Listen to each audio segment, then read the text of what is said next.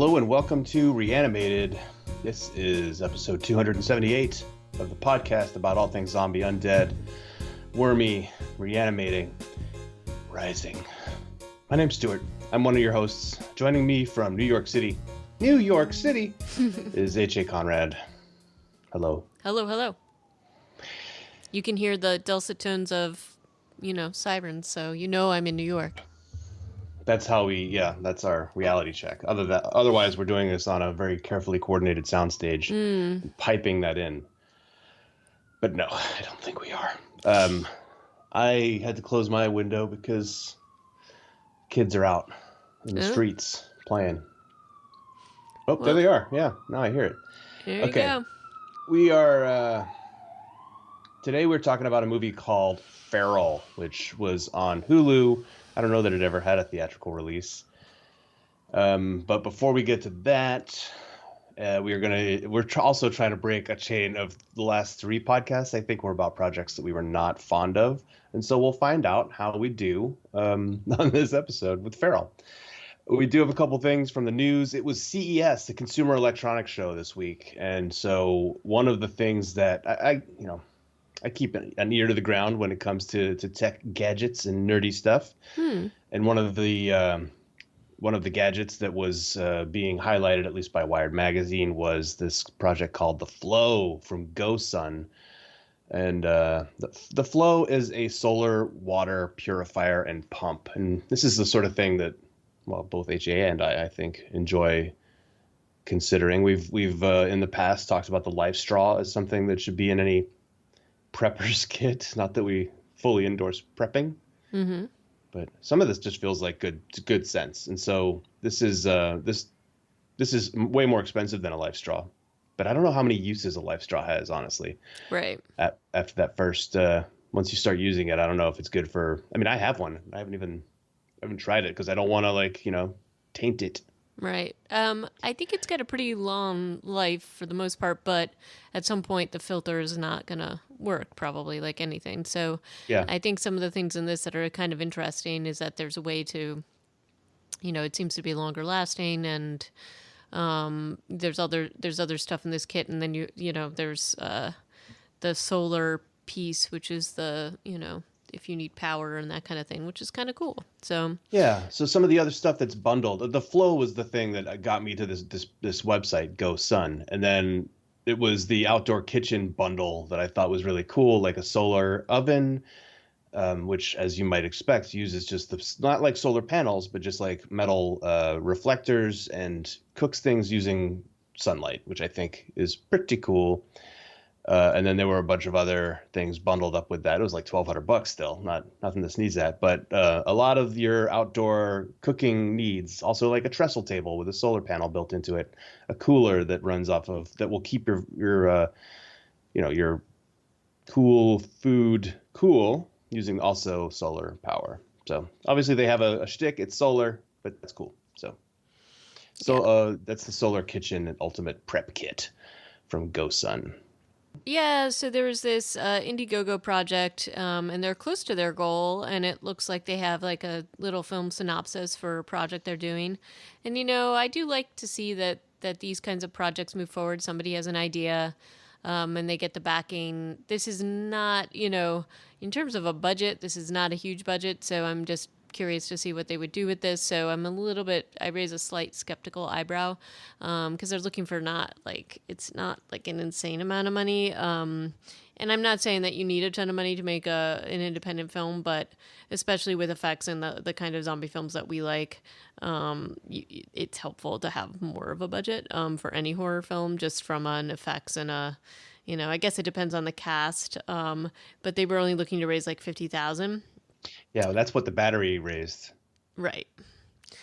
True, and the battery was good, so I'm not, again, but this would have to be a very shoestring budget kind of movie, which I'm totally cool with. But it looks like it might. Let's keep an eye on this and see if they go forward with it. But I would be curious to see it. It looks kind of a little bit more of a space zombie kind of thing, I guess. And then there's like a kid element to it, like a kid who knows what's going on. So maybe a little bit of signs mixed with zombie. But yeah, I'm totally down with these independent projects. So we'll have to see. And then there was another film that you put up a trailer for, and I actually just watched it. Looks very like it looks very strange. Super goofy. Yeah, goofy, but they keep flashing little things up that say like Shaun of the Dead meets whatever, and it's like okay.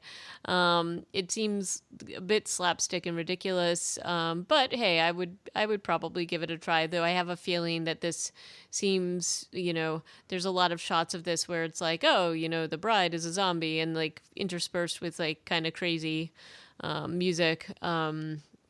So I'm all about the foreign zombie film, but I have a feeling this is probably a one note film, maybe in terms of the joke. So maybe not long, well, but long for the watching, or it will feel like an eternity watching. But Yeah. maybe give There were it. a whole lot of coronavirus jokes. There were.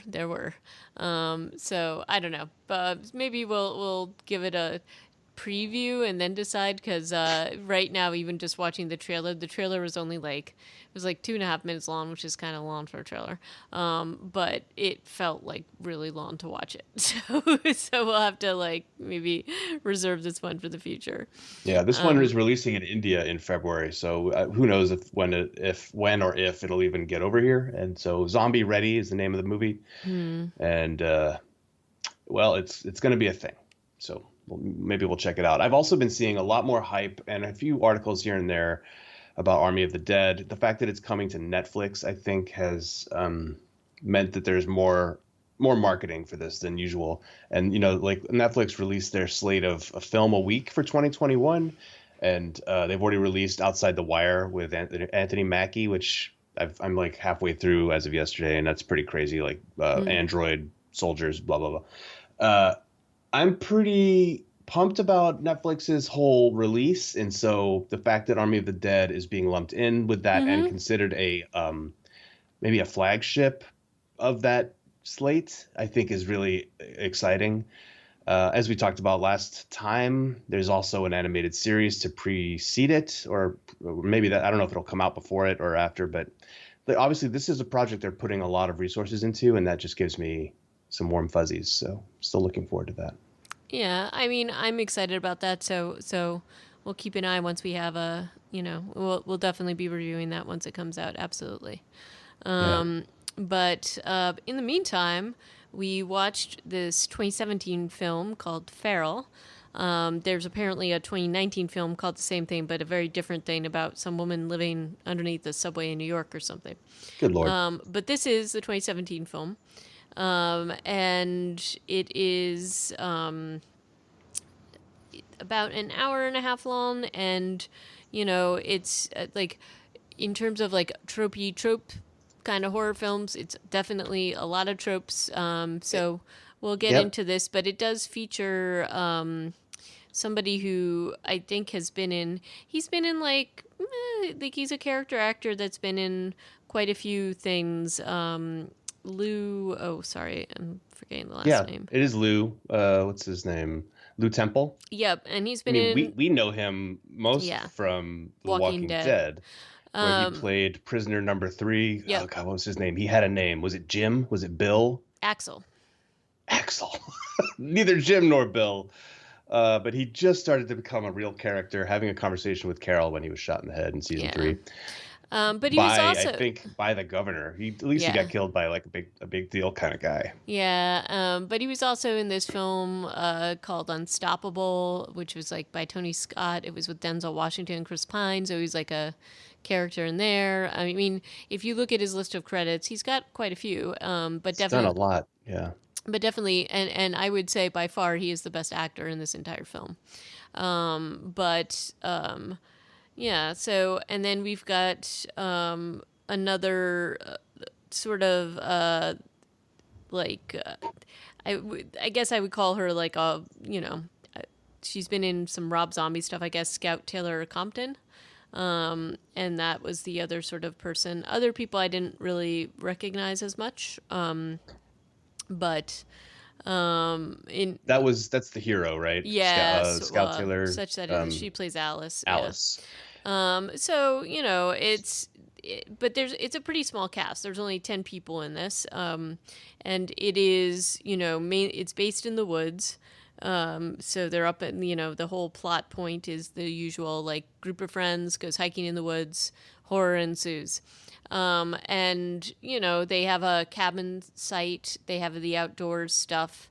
And within the there's cabin, not a lot of sets. Honestly. yeah, within That's the true. cabin, there's maybe like 2 rooms in the basement, and that's it. So pretty, in terms of locations to deal with, not that much. And then you can kind of, make the outdoors, like you can switch around quite a bit, and they could be a few feet away from each other, and they seem kind of different. I will say that I felt like the cinematography here is like very much like on point, like this kind of adventure horror genre. I thought some of the shots were really good. I thought some of the nighttime shooting, those shots I thought were good. In terms of creature effects, I definitely felt like the zombies or creatures or whatever you want to call them were pretty scary, and they did it not using, you didn't get to, there was a couple of places where you saw them full on, but they're moving kind of fast, and there's a dark part, and usually that means that they're really bad effects, but I don't think that was the case. I thought that the creature actor was pretty good, and the effects Oh, were pretty good. yeah, dude, the first reveal scene Oh, it's of the great. creature is fantastic Yeah. because they actually show you the creature, but they do it in like they must have just practiced that shot or Mm-hmm. framed it. He's in like a patch of dim light on like 30, 40 feet away from where the camera is, probably, so that you're looking at it from the perspective of Matt, the guy who's about to die. And you see it, and the way that that actor is moving is fantastic. And just the way that he is lit, I think, was really, really, Oh, really good. it's It never great. really gets that good again, but No. also once that initial, like, what is that? Is that a, oh, dude, Yeah. sort of moment is over, then, I mean, the payoff there is right there. So Yeah. it was great. And then It was the good. guy who plays the creature, and I think he may play more than one, Mark Musashi, sorry. And he was in that film that we reviewed, Scout's Guide to the Zombie Apocalypse. And then he's also in Night at the Museum, apparently, the Battle of the Smithsonian. Okay. So I don't know, like, I don't know. I guess this is something he kind of does.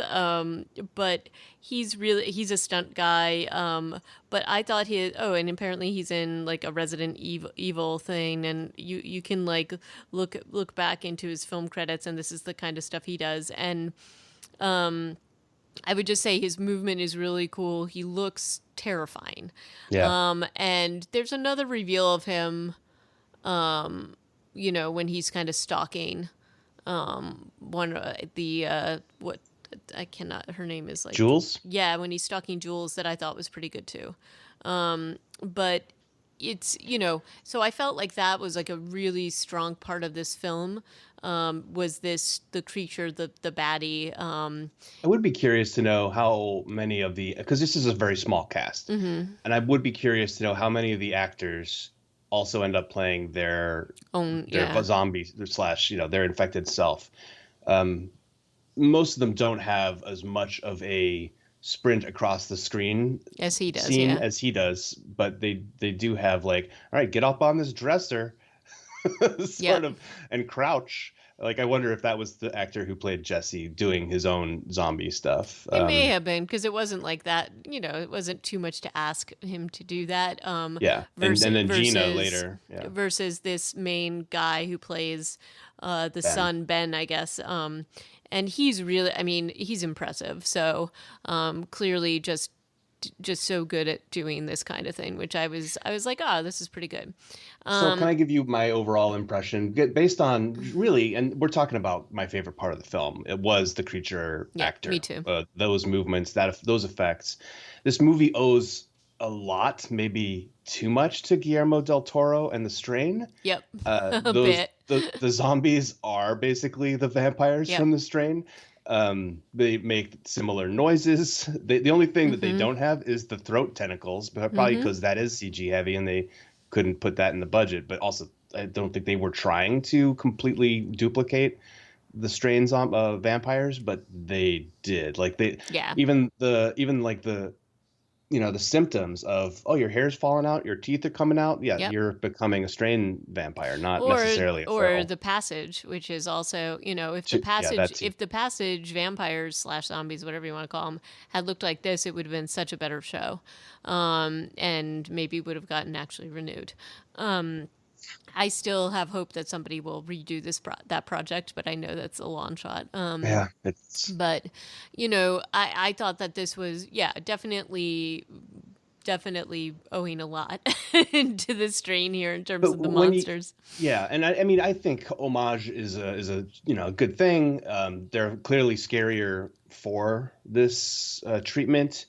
If you haven't seen the strain, you're probably just like, "Whoa, what a crazy look at Right. zombies!" And then they do overlay these creatures into a tropey, sort of familiar plot, but it's also a little different. Like Matt and Bree, the first two people who get attacked by the creature, they've just finished having a proposition. Like they didn't do any of the like traditional crimes that come in in American horror, right? They're not Yeah. breaking those unwritten laws. Well, they are actually very written, aren't they? Yep. But so Matt has, they're not like smoking weed. They're just, he's like, I want to marry you. We're gonna be doctors. Oh, this is great, so romantic. And then I he's like, well, guess now I gotta pee. I guess they didn't show it on screen, but clearly they've had premarital sex, so maybe that's Maybe they it. have. I don't know. They But don't talk about that. let's just say though that I thought this proposal, even how he did it, was very strange. It's Because not the right moment. they're I don't know talking why. about they're talking about the other couple, the other Yeah. people, and then suddenly it's like, okay, here's the ring. Let's also talk about how far away he goes to pee, because like That is a sin right there. That is a horror movie that is sin a that you horror did movie this. sin. Also, Go right earlier outside your tent. You just pee on the you could side of do your that. tent. I mean, maybe you don't want it to smell. I get that.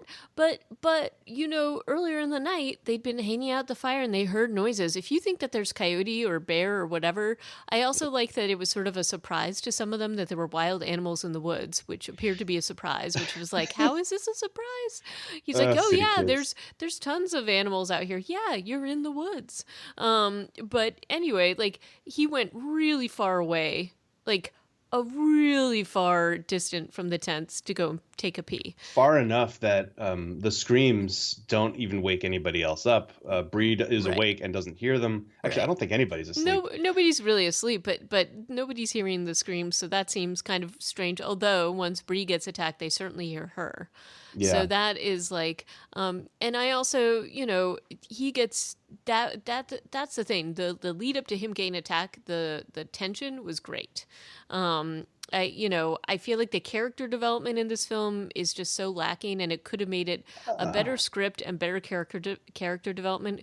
Could have made this such, honestly, just an amazing film. And unfortunately, I think they really fell down here. I think I that thought that the scenes around the campfire, they do introduce all these characters. They don't do a great job other no, than with Jesse of saying, oh, and this guy's kind of an asshole. But yeah, they do a decent job of at least saying, these are these people, this is their background, this is what they want to be. They're full of hope, full of yeah, but it's potential. a little. I mean, it's just a little lame, and it's a little lazy. I was especially, I don't know, it's like, oh, here's the lesbian couple, and oh, she had the one of the members of the couple hooked up with the dude and he's jealous, Jesse, so that's why he's all pissy. I just felt like there if they had just had a bit of a better script, it would have been just so much better in painting. You don't need that much to paint characters well. And I felt like this was very. I almost felt like this whole film was so very lazy because they were like, okay, now we want to get to the gore and to the effects and things like Well, that. they certainly, yeah, well, the horror kicks off within the first 10, 15 And I minutes. don't have a problem with that. I just think that it could have been. I think that was my impression watching this, is that how much better it could have been. And again, I know it's really hard to make these kinds of films, but you have a formula, especially with horror genre. So it's like you have With this with kind of horror, this especially. I one. mean, we even end up in the cabin in the woods at one point, like Exactly, for most of the exactly. film, right? And so, but in any case, I did really like the first scene, the first attack scene. I thought it was terrifying. I thought that they did a good job at the tension kind of leading up to that point. You hear a little like thing behind Matt, and he's definitely nervous. And again, the reveal of this creature it's good. I was like, good job on that. Like even the movements, everything to do with this was pretty solid if you're into that kind of horror genre. Yeah. And I thought, my other impression was that the effects people must have been having so much fun with this. You know what I mean? Just like lighting and Mm-hmm. framing those shots.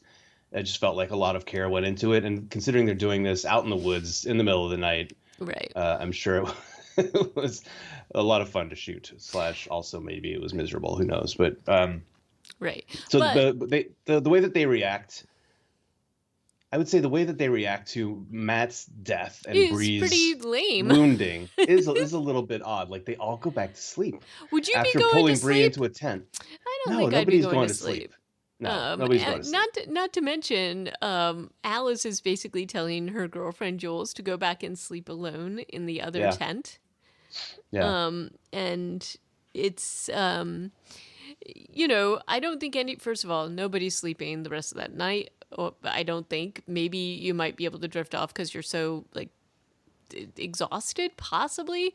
But I feel like you would group up in a group and maybe like I don't think you'd be going out to find help because it's dark and there's no way you're going to find your way. But I definitely don't think any of these people are going off to separate tents and sleeping. So I thought that was very strange, and also they're just kind of, oh, I guess Matt's dead reaction was very strange too.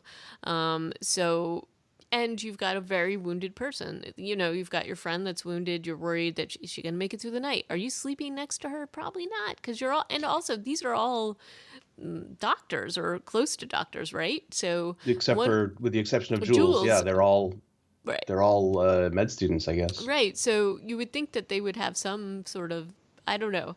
It just felt like their reaction was odd, and not really in line with what they've told you about them. So I thought that was, or, with any humans So whose far, the reactions. urologist is dead, and I think Bree was going into family medicine. I think, and then Yeah. Alice is the wannabe epidemiologist. I don't And the remember what Jesse. Pediatrics. pediatrics. No, Yeah. no, no. Sorry. No, no, not Jesse. Gina was pediatrics. Um, Jesse was, She's like sports medicine or something. no, I thought he was neurology, no? Maybe. Maybe. Yeah, I don't And recall. then Bree was I think family medicine. family. One of them was going to family medicine, and then Matt was the Right, right. And then Matt was $400,000 a year starting right, salary. right. So, Urologist. but even Must- so, they've all been through the rigors of medical school. They all apparently care about each other. So again, the reaction was a little odd. And then, the next morning, some random dude from the woods pops up, and they're, like, I don't know, their interactions with him are kind of weird. Like, I think his reactions to them, given what we find out about him later, are definitely kind of weird. He knows a lot more about what's going on, obviously, than they do. I kind of feel like what one of them would have wanted to do right at this point is run back to the correct. cars. And that was why as soon as they wake up, and as soon as Talbot's there, but then they wouldn't know how to get to the cabin, I guess, would be the downside. I guess, but like, I don't know, like it just feels like there should have been more urgency about getting help, and he could have Yeah. given them direction rather than hike all the way to his cabin and then go back. So that felt like a very strange thing. Just a missed And opportunity. And, it's not like you had to change any of the other parts of that by doing that. And I don't feel like you learned. I mean, you could definitely have separated out the group enough that I don't think that would have impacted it. And it would have probably made for a better, I don't know, just a little bit a tighter story, because I did feel like the plot of this just kind of petered out pretty quickly. I don't think it needed to be an hour and a half at all. But in any case, they get to the cabin, and there is this feeling where, okay, I don't want to say there's an adult in the room, but the fact that that Talbot is there, he seems competent, he knows the woods and things like that, gives them some security. They have a place to put their friend and at least stabilize her. But, instead they all go there, and then Jules and what's his name? Jesse. Jesse decide, they're the ones who go back, and, it's 20 miles, and I don't know, it it just feels slow to me, like how they kind of go here. And I also think that Talbot, while he, obviously he's secretive, he doesn't seem like a bad person. I feel like he might have given them more indication of what he knows that's going on. Or at least, maybe if they're not going to believe him, that he could at least give them broad strokes about the fact that there's some like virus going around. But he Yeah, it's a doesn't missed do that. opportunity for him to be the cryptic stranger in the woods. He's like, it's more dangerous here than you know. He doesn't take any of Yeah. those opportunities. I feel like Talbot gets them back to the apartment, or sorry, the cabin, and could be a little bit less. They could have gone the cryptic way where he's even a little bit more creepy. But the problem is that he seems like secure and safe. He seems like he knows what's going on and got to handle what's going on. And so I don't necessarily believe that he wouldn't have let them in at least a little bit on what was happening and that there's danger out there. And that, he did say to Jules and to Jesse, stay on the path, which is like, well, whether you're on the path or not, you've got this crazy feral thing out there. So it doesn't really matter. But you might have said, hey, make sure you get there before daylight ends, right? And stay on the path turns out to be important advice, and only half of it, because he could have also said, comma, because I've put bear traps on the side of the path Right. to try and catch Ben, the vampire zombie boy. Right. And also he's kind of, he's not active during the day. The sunlight kind of makes him hibernate. There's a lot left out, but this is horror, right? This is. But thing they do. These are helpful tips, though, and there's ways that you could have. I mean, you could have been like, stay in the light. Any of those kinds of things would have been totally fine and within. And they go off the path by like 8 feet. Oh yeah, like to get the bear trap happen. I mean, I'm like, granted, Jesse is being a dick, and it's truly instant karma because he uses the word. He's giving Jules a hard time about her relationship with Alice, and that Alice is just going through a dyke phase, and immediately his leg gets snapped into a bear trap. And look, I like the idea of. I don't like. I mean, these are things that. Personally, I'm like, ugh. The idea of somebody's leg being caught in a bear trap, the idea of a bear's leg being caught in a bear trap are pretty hard for me to stomach. But the mechanism by which you're sort of like trapping a character so that they can't move and that they're at the mercy of whatever the heck's out there, that's pretty terrifying. It gives, I think, everybody that like moment where they're just, it's upsetting to think about that you have no power over getting out there. I don't know really how bear traps move. I do know that there's a mechanism to open them, though. So we kind of see that later when Jules and Alice get out there, right? Yep. So that's actually a tough part of this movie. Is these two fairly slight ladies? I mean, I guess Alice is bigger, but not like, I don't know, not like a weightlifter, right? But yeah, they're not huge, and they're carrying Jesse, who again is also not like a huge guy, but probably 150 pounds or at least. That's a I think they were actually carrying him in these scenes too. And then some of them, they're like walking up a pretty steep like it's hill. not easy. It's not even easy to sometimes hike with just a backpack. And also, who knows where they are, but if it's higher altitude, that makes it more difficult too. So I think maybe I enjoyed this film more than you did by the sounds of it, AJ, but that scene I thought was good. Like, they have to take some breaks. But back at the cabin before we because it takes Jules a long time to get back to the cabin. Yeah. She actually is like not in the movie for a good 20-30 minutes. Yeah, but I do like her journey back. Like, he gets his thing in the bear trap. She's coming back. It ends up being nightfall. And it's got to be stressful. You know that somebody's hurt out there. You know that there's something out there. So both for yourself and knowing that somebody's like trapped in this bear trap and that they're injured. And this trail is clearly not super well marked. No, like, because she's off the trail effectively. Right. She's like using her phone her phone flashlight to try and find her way when she runs into Ben. And that scene I thought was really great, and just so scary. And at least she has the presence of mind to kind of hide under a log. Not that that would probably do all that much if these creatures do have super sensory perceptions. But I did like this, and I loved again, this guy who's doing the creature acting when he jumps up into the tree and he's like looking around. I just thought, and you have the juxtaposition, you show her under the log. I thought that was great. film work. I thought that was great, Hmm. horror genre stuff. Oh, great. Yeah. And so I really liked that. It does take her a long time to get back, enough time that back at the cabin we have things unfolding there, which I like. It sounds like maybe you liked it slightly more than me. I think my only thing is that it was sort of like hard to watch some of these great scenes like that one with Jules and Ben, and then sort of the rest of it to me fell apart a little bit, and it always falls apart with just what they're doing with the storyline. So you've got them in the cabin, you've got them talking to their their resident mountain man. And, there's weird things in that cabin that you can tell that there was some kind of family there. One thing that I was a little like, that's kind of strange, is that there's a weird little doll chair in there, like a weird little high chair with a doll in it. Which, if Ben is as old as he is, I don't know, maybe it belongs to the wife. It just felt like a little bit of an odd cabin dressing, though I think it's meant to indicate that there's a family there. And we've got a photo. Yeah, there was a granddaughter in the story in the reveal later. Right, but at this point we don't know that. So it's sort of like, Yeah. I can see them feeling a little like they see a photo of the wife, they see, they see things that basically they know that this guy has not been up there alone forever, which maybe puts them on their spider senses like up, but even how he's interacting with them, he's not being creepy, right?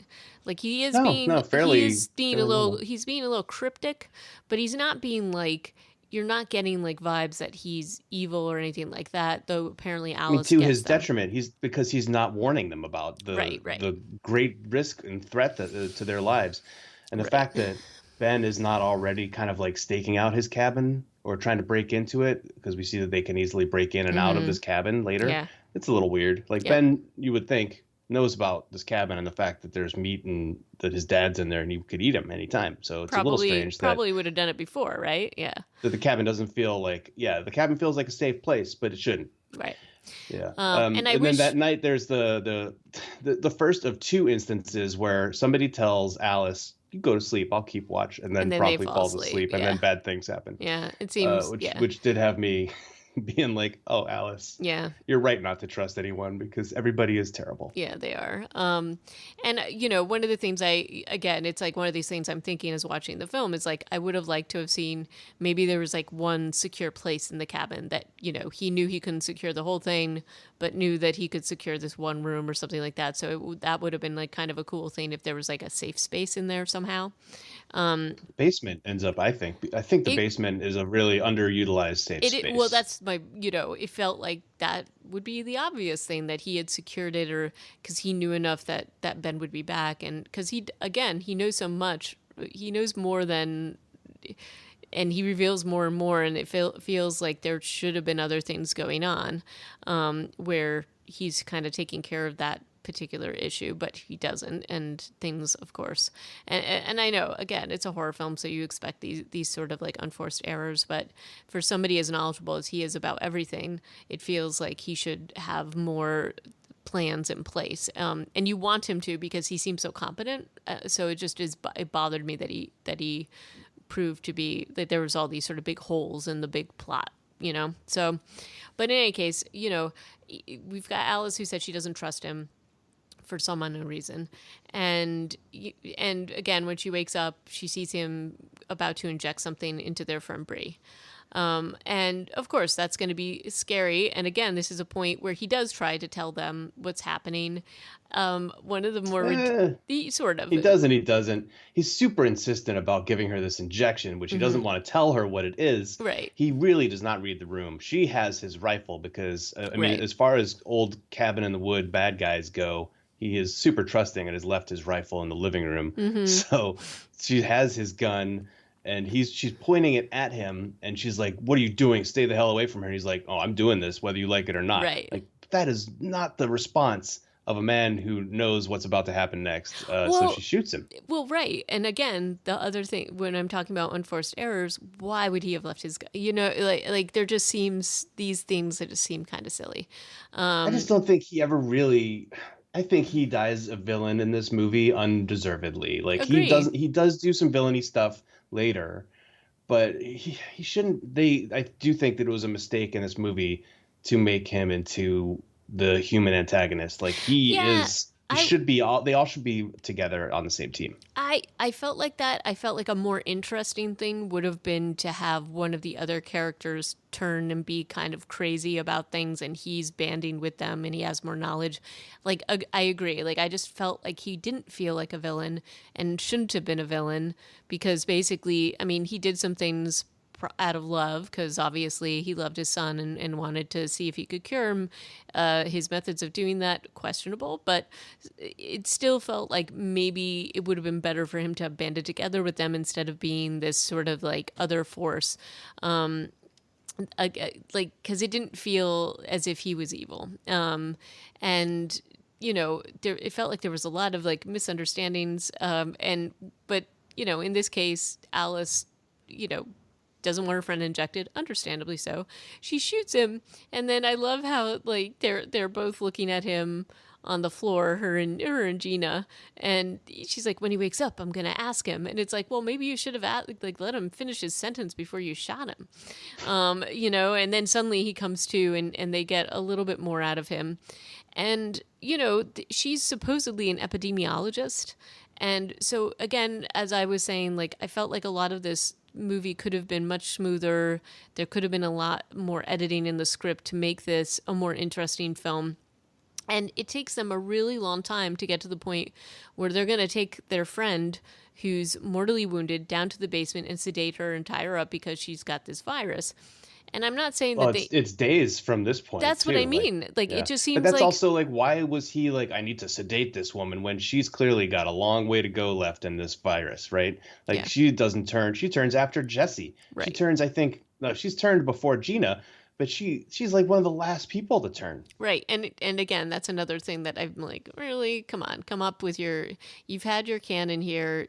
Her timeline seems extraordinarily long given her injuries.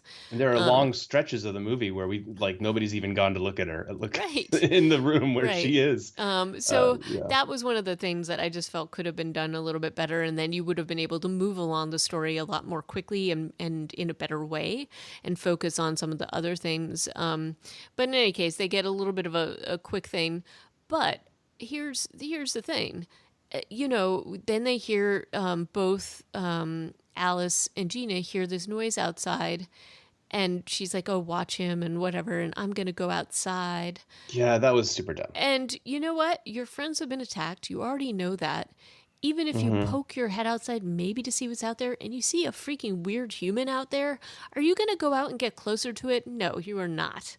Especially when it's just like strange. I just find, and again, these are horror tropes and we've seen them before. You just have to do it better than that. And this is weird and strange. And And she also, also doesn't go out with any weapon. She's out there completely right, right. weaponless. And not to mention the fact that we then later find out that this is a person that did grow up sort of in the great outdoors. She did hunting despite being somewhat of a failure at that, just because of how she was feeling about her first kill or whatever it was.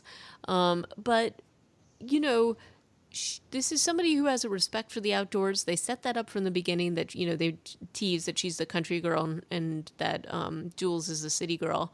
But so for people who have grown up with the great outdoors, they have a respect for nature. And there is sort of like you do things and you don't do things. And one of the things you don't do is go out if you think that there's a dangerous wild animal out there. They do have Alice do a couple of silly things. That's up there. But then also when the zombies are actively attacking the cabin and they put a hole in the door and she spends a good 45 seconds Yeah. slowly approaching the hole before the Yeah. It's inevitable like zombie you attack. know what's happening. Get back. Why would you Find even a go in window to there? look out if you need to. I mean, you don't go put your face in the hole that they just smashed through the door. Yeah. But the thing is, she comes back from doing these things with like, now I'm going to shoot you, and she gets results. It's just that she gets there through kind of silly way. I was kind of thinking that Alice was going to die in this movie. I thought she was going to Yeah. be one of those tropes of the strong character, the most effective character is going to get killed, and then Jules has like city girl Jules loyal Jules is left holding the bag, but that's not the way they Well, decided to I go. did think that that was where it was going, mainly because Alice is the character that's messed with the most of the other characters. Like she had a love affair with Jesse. You know, she's with Bree now. There's a lot of questions about She's not her. with Bree. Sorry, She's with not Brie, Jules. Jules. She's with Jules now. There's like all this stuff, like these dynamics. I really thought that they were going to punish her by killing her, and I agree. I thought Jules was going to take it all because of the, honestly, because of how hard they were leaning on the City Girl stuff. Hmm. So I really thought that's how it was going to go, but they didn't. I kind of felt like Alice deserved to die because she was being so stupid all the time. But in any case, I mean, they have this stuff unfolding with these characters in the normal way. I do like the action sequences once they get there. And, you know, even some of the stuff, some of the close effects in the house and some of the struggles in the house, I thought were done really well in the cabin. A couple of reactions I'd like to point out that I thought did not go super well. There is Alice looking out the hole in the door. You also have Jesse Yeah, when his night overnight against the tree with the bear trap on his leg. yeah. He hears the growling and the weird popping vocals of the Mm-hmm. zombie in the darkness, and his response to that is, "Hello?" I know, right? He's not going to Which, be I mean, saying maybe he thought it anything. was a wild animal and he wanted to scare it away, but also that's not how you would necessarily would do that. But No. he goes, "Hello," and then he goes, "Matt," because I guess it's the zombie of Matt that kills him. Mm, And then you also have Jesse has fallen. Well, no, sorry. After they get his body back to the cabin, Gina's sleeping next to him to like keep an eye on him. Bree has no such attendant, mm-hmm. and Jesse is much further along because I think he'd actually been killed in the woods, and it was just like gestating as a zombie when they Yeah. brought him back during the day. When she wakes up next to the pile of hair and teeth that was her boyfriend, Yeah. and then he's on top of the dresser, she is not as disturbed as she should be. Yep. Yeah, her reaction is again kind of bland given is happening. Granted, Jesse? granted she's coming out of a sleep. Again, decision Yeah. to sleep in the room with him, kind of weird. Mhm. But okay, I'll take it. And again, her reaction is like not like I'm going to get the heck out of here cuz when you see somebody crouching on a dresser, I don't know that your reaction is to find out who they are.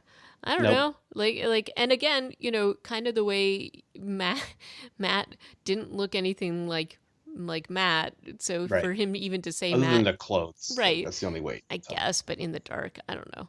Yeah. And then for Gina to be like Matt, no, sorry, Jesse. It was sort of like, okay, you know, you're not gonna immediately think that this is him. And again, you wouldn't be sleeping in this room with him. But And then my final big beef is once Talbot basically tries to do exposition every time he's not yeah, I unconscious. know. And sometimes they let him talk, and sometimes they shoot him or stab him or tie him up. But one of his moments of exposition, he talks about what's happening here, like that his family were all killed. Well, Ben was attacked and turned into a zombie and killed everybody else in the family, and that they reanimated. And here's the thing: this movie breaks a pretty big rule in zombie genre, which is that they know what zombies are. Hmm. Alice hears him say that and goes, "What? Like They're zombies? You zombies. expect me to believe that?" Yeah, And so then I'm like, well, if you know what zombies are, you need to be much better at all of this. yeah, Like you don't wait for people to turn. You're doing the headshots, you're doing the coup de grace. They leave Brie alive through the end of the film to hmm, set up the sequel or whatever, or just to have that last claw and raise to the sky. yeah, But this that's a big issue. yep. And I am not trying to be overly critical. I actually enjoyed this film. It's one of the best thing I've seen in 4 weeks on Reanimated anyway. Hmm. Uh, but that is a big Yeah, question mark for me, and I don't know that I've seen very many things that weren't very tongue in cheek, right, admitting that they know what zombies are and how to. right. And then, like, usually you have the guy tying his tie around his head and jacking around into a shotgun and being Yep. like, "All right, it's zombie apocalypse time." And now this is this kind of movie. Yeah, and it seemed like he had, yes, it wasn't just the tongue-in-cheek piece in the mention. So, you know, I agree with you. I thought that that was sort of a thing that they could have figured out better. I did like the last scene between Alice and Jules, even though it was heartbreaking. Although I will say, man, you know what? Again, Alice should have been the one to bite it. She's just like horrible. Leaving her Yeah. girlfriend to have to take care of business, which is gonna be, like, I just thought this was all kind of like, I did not like her as a character. I did not want her to survive. There were a lot of errors at the end of this movie. Yeah. Not only on her part, but so Talbot like breaks out and overpowers, I guess, both of them. I'm trying to remember. Oh yeah, He overpowers sedated Jules. he Yeah. had sedated Jules and then knocked out Alice, I think, Yep. and then just like goes upstairs, leaving the. No, he takes the gun with him, but the gun's Mm-hmm. upstairs before he gets taken out by Ben. He Mm-hmm. does not take the time to kill Bree or Gina, who are about to turn. And he knows they are, and it's sort of like, okay. I do, the whole confrontation with his son, when his son comes up behind him in the mirror, I thought that was a great shot. No, that was really well done. And I thought that was a good, and he can't, like, even if he can't bring himself to kill his son. And even though he's had to take care of business with the rest of the family. I mean, all the bear traps you think weren't like an effort to at least.